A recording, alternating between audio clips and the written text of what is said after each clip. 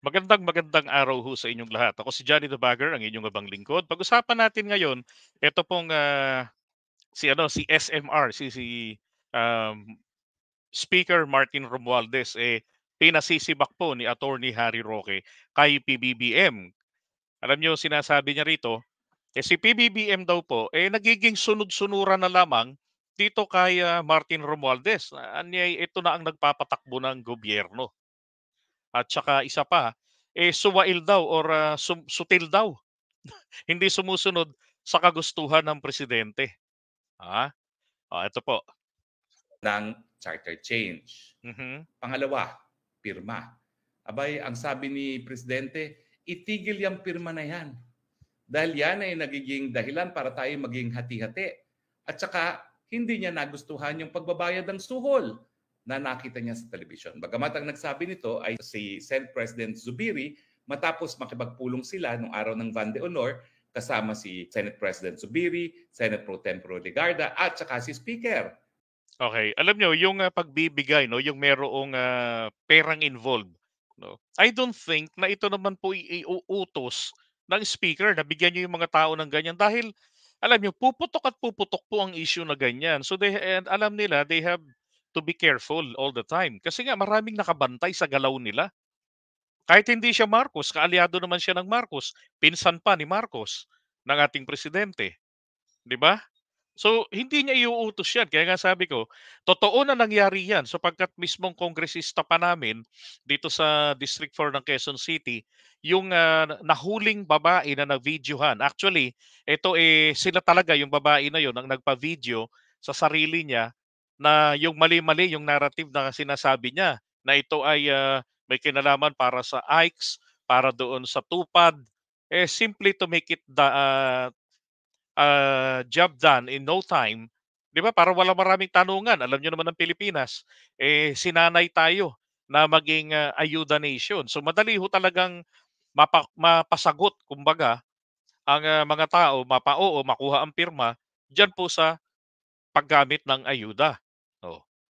Pero hindi po ito puwedeng maging ano, maging dahilan para naman, tawag diyan, masira itong, people's initiative.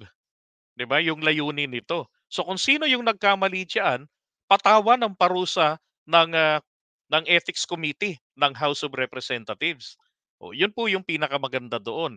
And then etong lahat ng mga involved sa ganyang kalokohan dahil hindi lamang dito po yan sa Quezon City nangyari, meron pa diyan sa Maynila, ganun din, pati sa ibang probinsya.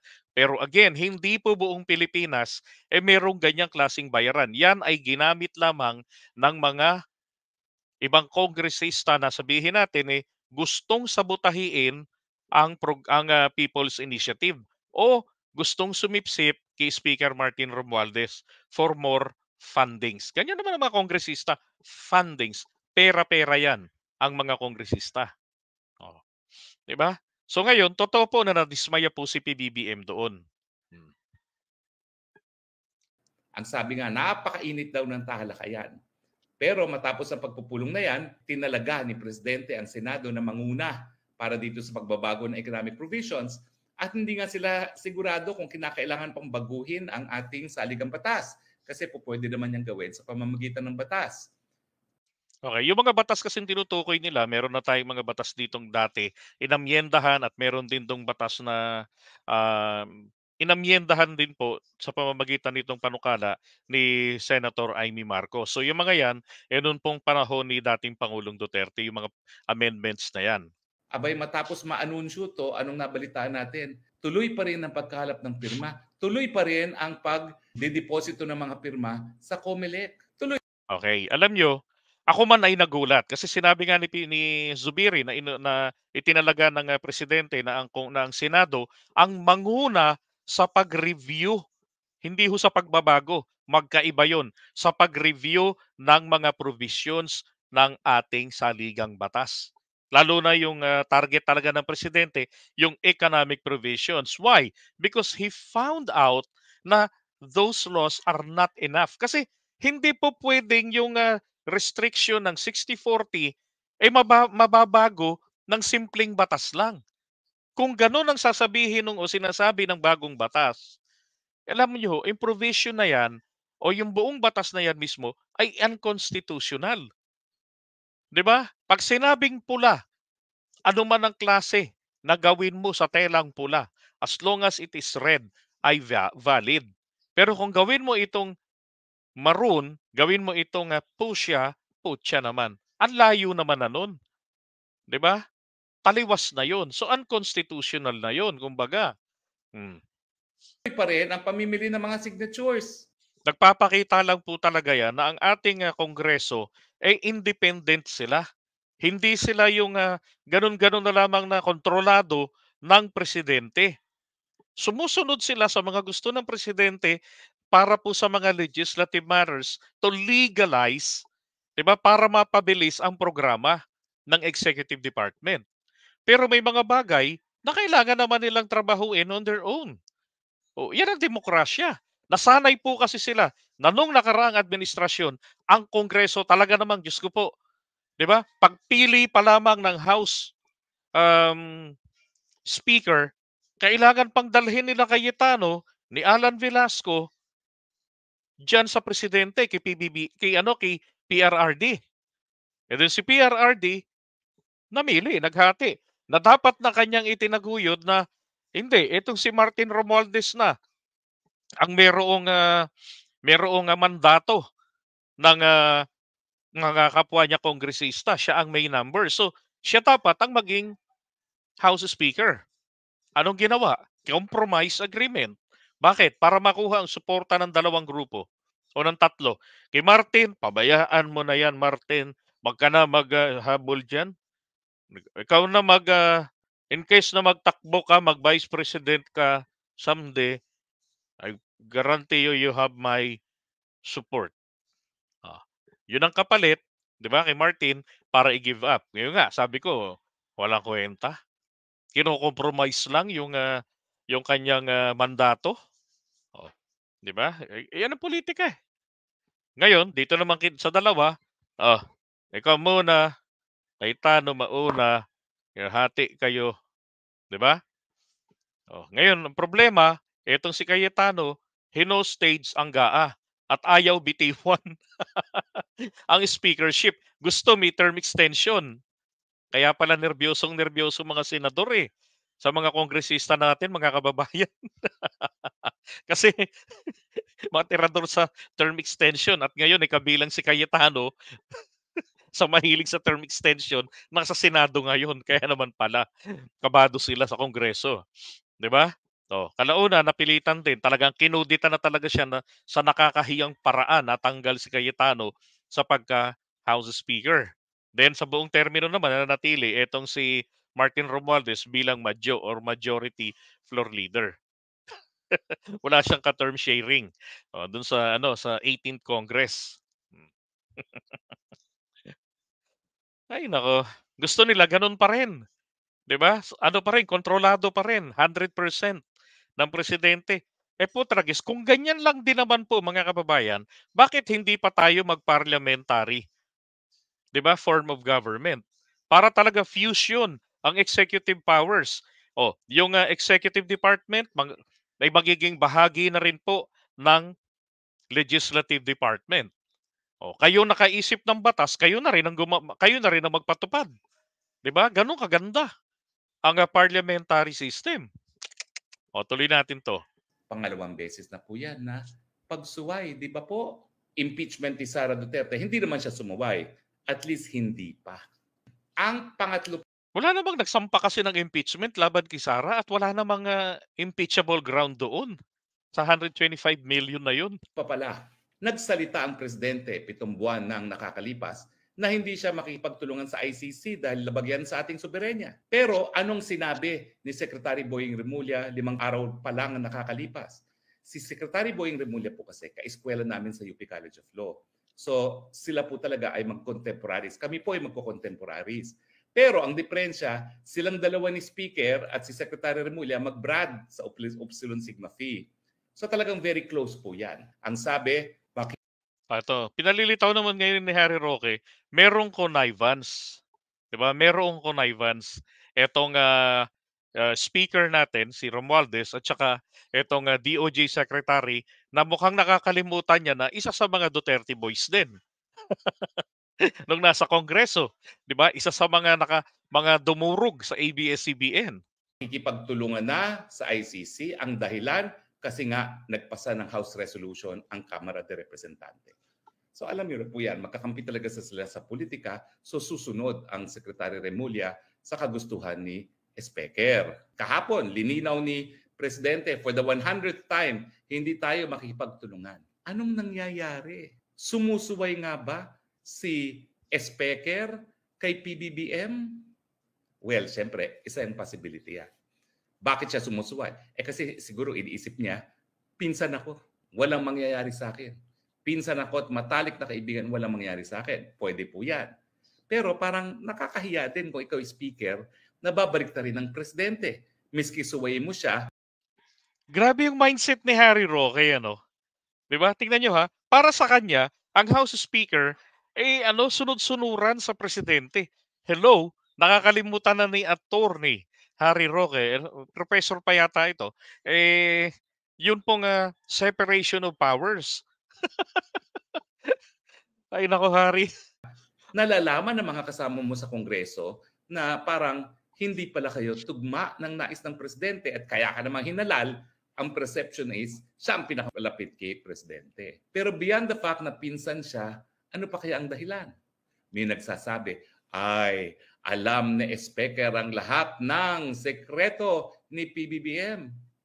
Pero kung sekreto yan, at kung talagang ibubulgar na Speaker ang mga sekreto ng presidente, hindi ba kung bubulgar niya ang mga sekreto, pati siya ay mawawala sa posisyon?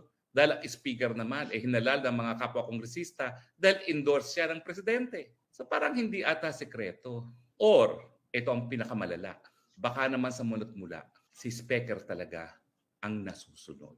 Hindi ko alam kung bakit. Puro naman baka. Yan po ang insinuation.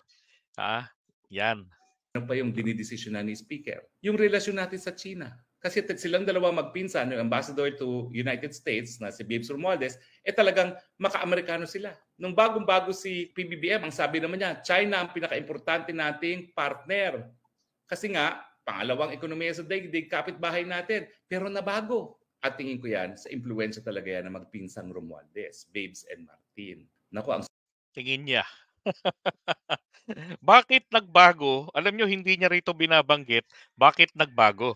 Dati ho, binanggit niya pa yan na PBBM had sleepless nights, sorry.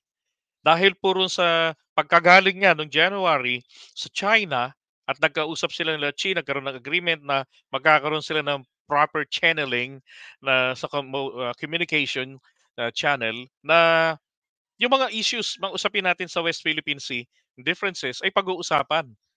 Tapos nito, 'di ba, ilang linggo lumipas, winater cannon yung nilaser yung ating mga Coast Guard. Tapos yung mga mangingisda natin, hinaharas, 'di ba, yung resupply mission natin, hinaharas pa rin. So walang pagbabago. So ang presidente ngayon parang napapahiya ron sa nangyayari. Ang ganda ng usapan, anak ka pa ng presidente ng Pilipinas noon na siyang nagpasimula ng diplomatic ties natin with China. Tapos ngayon ang mangyayari 'di ba?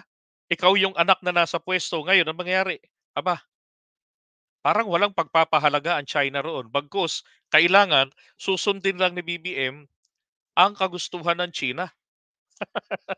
So hindi po 'yun matanggap ng presidente. Oh, kaya nagbago ang tono ni PBBM. Siyempre, anong gagawin mo? Alangang magdeklara ka na lang ng neutrality, meron kang kaalyado. 'Di ba? Kumbaga kukuha ka ng isang masasandalan mo na talaga namang dati nang nakaabang dito sa atin. Kasi nga, treaty ally natin ang Amerika, lalo na diyan sa usapin po ng depensa. Tama lang naman ang aksyon ng presidente ro'n.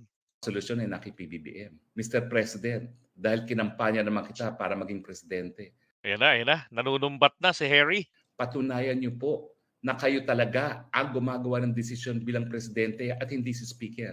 O isa pa pala, mantakin nyo yung SMNI. O, di ba sa lahat ng television channels ng eleksyon, yan lang naman talaga sumuporta kay PBBM. At yan ang dahilan kaya yung sa debate lang ng SMNI na sumipot si PBBM. And yet, pinasara ni Speaker. Nagdududa pa ba? Okay, sinungaling. Hindi po sa SMNI lang ang dinaluhan ni PBBM. Meron pang isa, 'di ba? Meron pang isang istasyon. Oh, na dinaluhan po ni PBBM. Anak ng kamote. Hindi ba't si Boy Abunda? Oh, isa sa mga nagtatanong sa kanya, Sus Mariosep. Kayo kung sinong nasusunod? So Mr. President, ang tanging pamamaraan para mapakita mo na ikaw ang Yes, in control, ito pa hong sa DCRH. Yan, yung dinaluhan ni PBBM. Hmm. tanggalin mo na yung pinsan. Hindi ba't gumaya lang, nauna DCRH gumaya lang ang SMNI kasi nakita nila 'di ba? Kung nasaan si PBBM, ang taas ng views, kaching-kaching.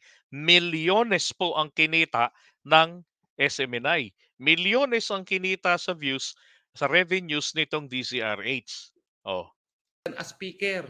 Dahil habang nananatili po siya sa speaker, babaliwalain niya ang mga desisyon mo. Napaka-divisive nitong si speaker.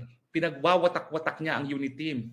Kabuti-buti nagsimula tayo, nagkakaisa ang Duterte at ang Marcos. Hindi ko maintindihan kung bakit gusto ni speaker na magkahiwalay ang Marcos at Duterte.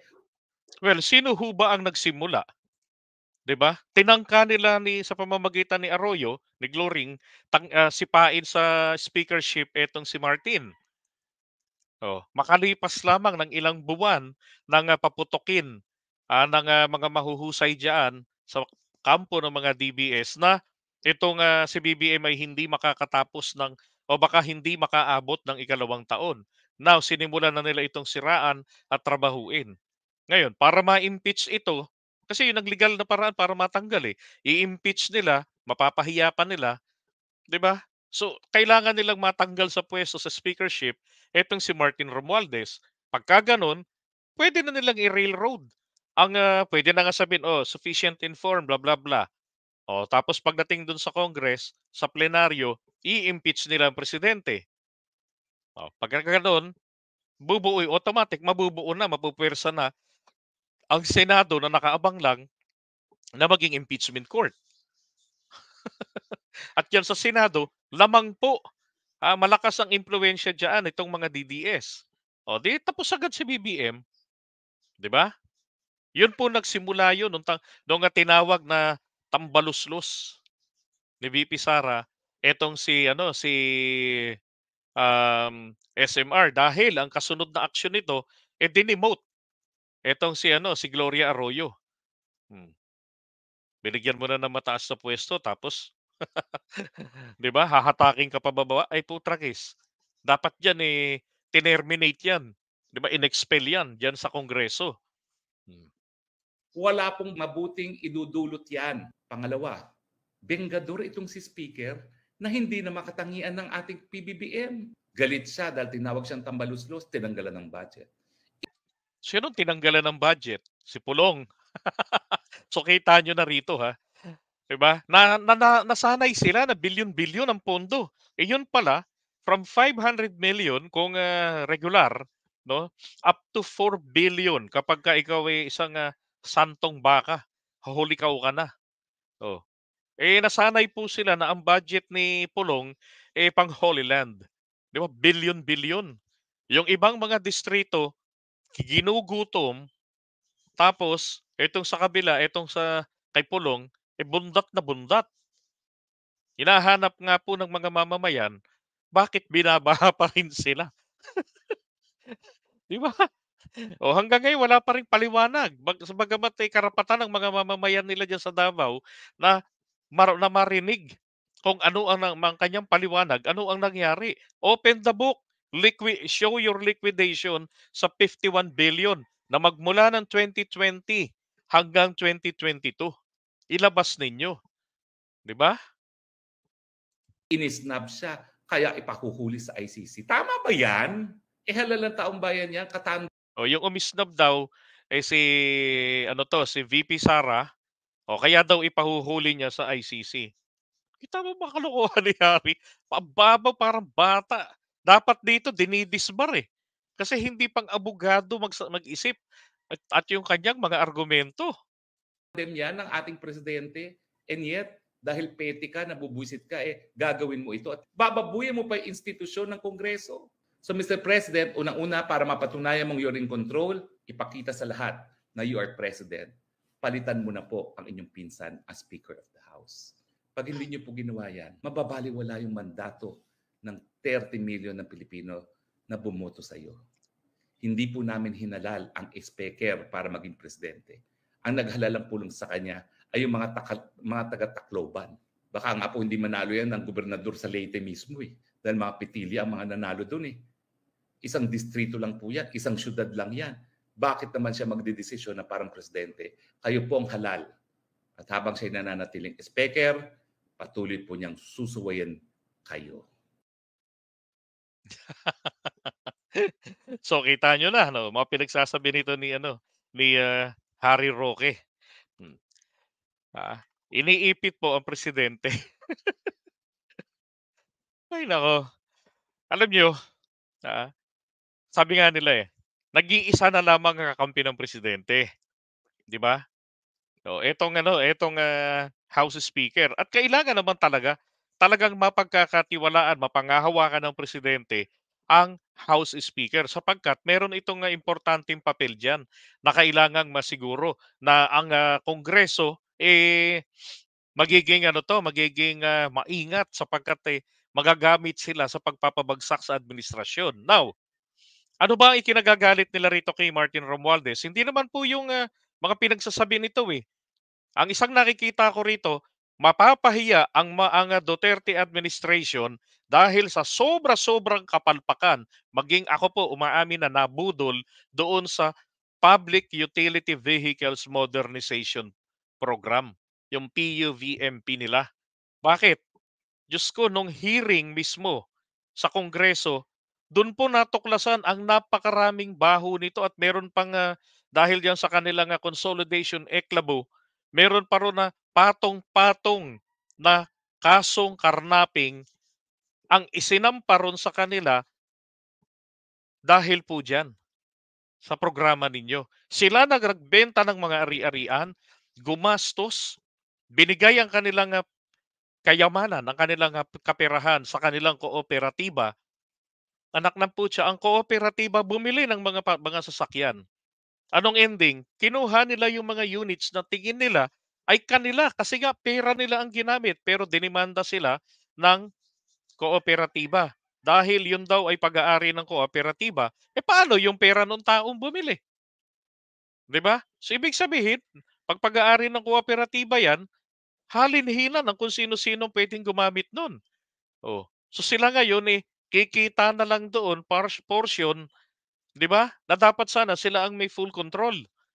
Oh, bukod pa doon, yung supplier na pagkukunan puro Diyos ko po meron silang top 5 na may mga yung ibang kabilang doon, may mga subsidiary at pinakamarami po subsidiary rin naman po naman sila ng mga ng mga China companies. So kumbaga muro-muro. Kukunin mo sa ganito kasi made China yung may-ari ng ganito, for example, Photon. Ito naman pala, subsidiary din ng Photon. 'Di ba? Bakit hindi nila inihanda muna?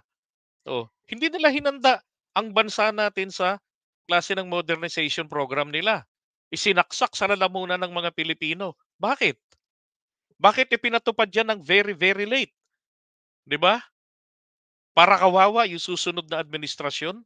Oh, sa pangunguna ni Martin Romualdez, anong ginawa niya? Proactive.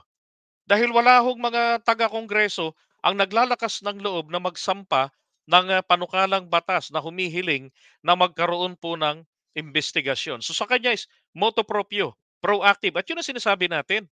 Kailangan motu proprio kayo palagi. Kung nakikita nyo nagkakaproblema ang mga mamamayan, umakto kayo, umaksyon kayo kung meron kayong magagawa sa tingin nyo.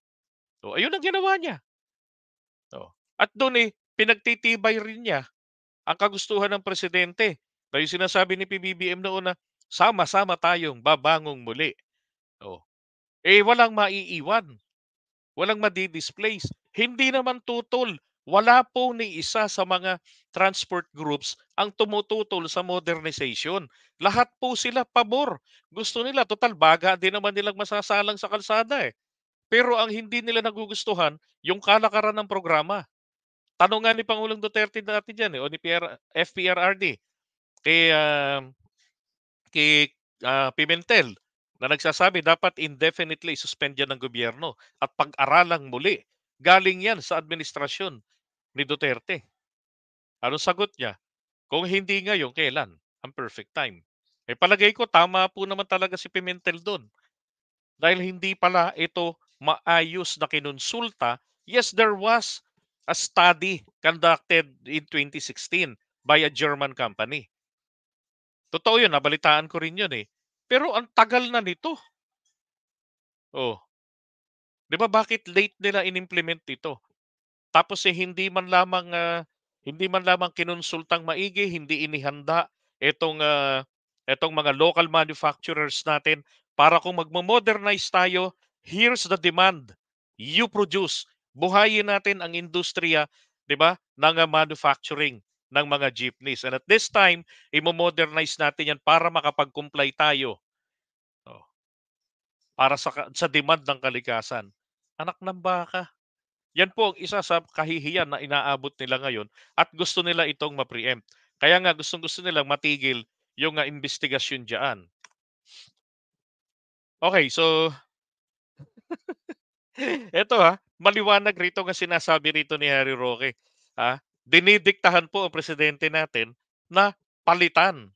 Now, meron lang akong isang, ano rito, ah, alam niyo sa nakikita ko rito kay Harry Roque, hindi 'to dapat na ano, eh, na maski ibotong senador hindi 'to dapat. Bakit kanyo? Masyadong mahadera, 'di ba? Masyadong personal ang kanyang mga sinasabi. Wala kang mahihita na masasabi natin na, "Oo nga 'no, eto nga magandang alternative itong kanyang suggestion." Kasi ito yung existing na problema, ito yung solusyon ng gobyernong available, eh, dapat ito pala. Wala, eh. So, ang kanyang ginagawa po mga kababayan, hindi po ito constructive criticism and constructive militancy. Ito po ay destructive. Bakit? Kasi lagi nilang gustong palitawin na perpekto ang kanilang kapanahunan. Eh kung perpektong kapanahunan nyo, anong iniwan ninyong agrikultura sa Pilipinas? 'Di ba? Zero.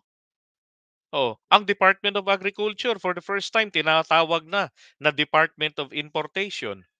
Bakit? Pinabayaan nyo ang DA, ang agricultural sector, tapos ginamot ninyo ang inyong kapabayaan sa pamamagitan ng importation, 'di ba? Alam niyo nung panahon nila, pumalo ho ang presyo ng bigas sa ₱70 sa iba't ibang lugar dito sa Pilipinas. Kaya napilitan itong si Cynthia Villar na sumulat ng isang batas na bahagi ng kikitain dito dahil wala na tayong choice kundi importation. Oh, pero doon sa kikitain sa importation na 'yan, eh, mapupunta yung certain amount doon sa mga maliliit na magsasaka, less than 2 hectares ang kanilang lupang sinasaka, sila ang makakatanggap ng tulong. Hmm. At totoo naman na nangyayari 'yun. Yan naman ang isang maganda diyan sa rice tarification law. Ang kulang lang doon, hindi lang makapagsabi kung ano ang kanilang kailangan, eh, 'yun ang dapat na ibigay sa kanila sa nakukuhang pera doon sa RTL. Hmm, 'di ba? Palpak yung iniwan niyo, eh. Isa pa, nung panahon ni Pinoy, ito hindi naman magsisinungaling ang mga charts, ang mga numero. Mataas ang, level ng ekonomiya ng iniwan ni Pinoy, ng administrasyon. Nag-iwan ng budget, 'di ba, may 1 bilyon ang iniwan. Oh, nung pag-upo nila ano nangyari? By chart makikita nyo bumababa. Pumalo pa yung pandemic, putragis yan. Sumagad tayo sa kaila-ilaliman. Kung talagang naging magaling kayo at maayos ang ekonomiya nung panahon ninyo, bakit tayo sumadsad nung pandemic? Dapat hindi tayo sasadsad sa negative nung pandemic at mauuwi sa paglilimos. Mauuwi tayo sa panghihingi at mag-negative tayo. 'Di ba? Ilan ang naging utang nun, napakalaki. Walang hiya, 'di ba? Oh, paano niyo ibinangon? Inabutan pa rin naman nila yung pagtatapos ng pandemic, eh, 'di ba? Oh, ano ang mga naging hakbang nila ron, ano mga naging susi? Wala. Kung hindi nila banatan ng mga dilawan, 'di ba 'yun ang narrative nun, nung magtatapos na yung pandemic at nung naging natapos ng pandemic, oh, nilamog ng nilamog, mga dilawan, mga dilawan. Eh, dilawan din naman sila, eh. Hmm. Nakikita lang kasi ngayon kung ano yung mga kakulangan nila. Dapat maging masaya sila because they asked for continuity at eto tinutuloy ng presidente ang continuity. Yung mga programa nila. Oh, may palpak dito sa agrikultura, pinaplantsa, inaayos. May palpak ditong sobra-sobra sa Public Utility Vehicles Modernization Program, pinaplantsa nila at nagpapasalamat nga pala ang Francisco Motor sapagkat ngayon panahon ni Marcos daw ay maganda ang takbo ng negosyo nila. Bakit?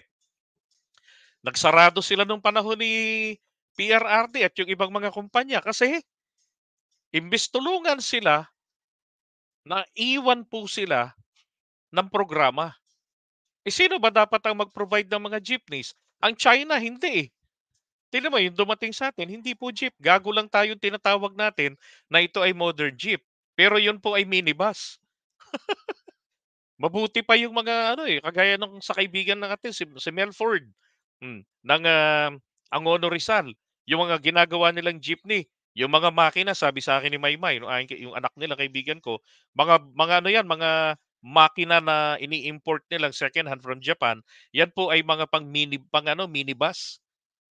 Kaya yung power ng mga ginagawa nilang jeepney, halagang 600,000 lang po dati, oh.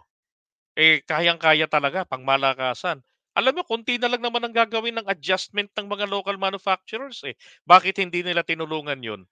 Bakit sa programang ginawa nila, pinasusukan nila ang gobyerno ng 200,000 mahigit para makabili ng unit na 2.6 million ang halaga. Sobra-sobra ang taas ng presyo para sa di bateryang sasakyan. Eh, putragis para ka ng bumili ng ano, ng sports car niyan, sobrang mahal, 'di ba? Ang gobyerno susuka ng pera, tapos yung mga kung sino-sino diyan allegedly, may komisyon daw tig-1 milyon kada unit. Kaya ba pinipilit nila na ipagpatuloy, 'di ba? Dahil yung mga naiwan diyan sa LTFRB. Oh, ngayon ano pong aksyon ng Kongreso natin? Sabi ko nga sa inyo magpapahiya talaga sa kanila. Sus, kung nasa puwesto pa sila baka ika-impeach pa nila. Uungkatin nila sabi nila Dan Fernandez, hanggang sa makuha nila ang punot dulo nito. Bakit gano'n kamahal ang pinili ninyo? At yung alegasyon, sino ang kumikita diyan o kikita diyan? 'Di ba alam niyo ng sablay pagpipilitan ninyo, pe-pressure niyo pa ang bagong gobyerno para ipagpatuloy ang iniwan niyong kalat? Ay sus Mariosep. Hmm. Ay ako, I agree dapat tanggalan ng lisensya si Harry Roque. Mas mabuti pa sa kanya yung ibang mga ano, mga aktivistang mga abogado, eh. May sense, eh. Eto wala, eh. Parang high lang, may illusion ba?